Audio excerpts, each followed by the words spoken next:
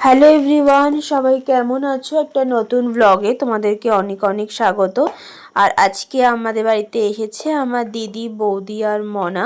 তো আমরা দুপুরে খাওয়া দাওয়াটা পর্বটা শেষ করে একটু রেস্ট নিয়ে যখন বৃষ্টিটা একটু কম হয়েছে তখন আমরা বেরিয়ে পড়েছিলাম ঘুরতে।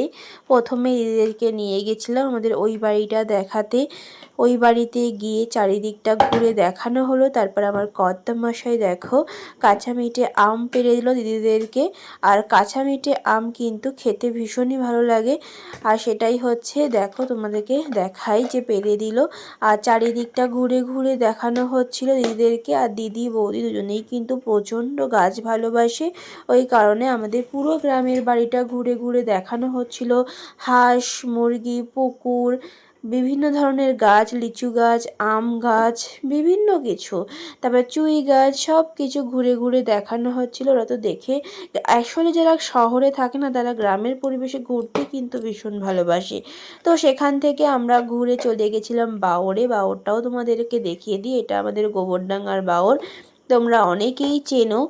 তো যারা চেনো না তাদেরকে বলি, দেখো পরিবেশটা কতটা সুন্দর।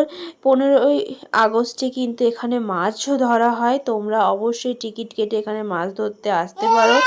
আর তারপরে ওখান থেকে আমরা চলে গেছিলাম চণ্ডীতলা ঘাটে। ঘাটটা কিন্তু অনেক পুরনো ঘাট, তোমরা দেখেই বুঝতে পারছো। ওখানে গিয়ে আমরা চারিদিকে ঘুরে, ওখানে প্রচুর লোকজন ছিল।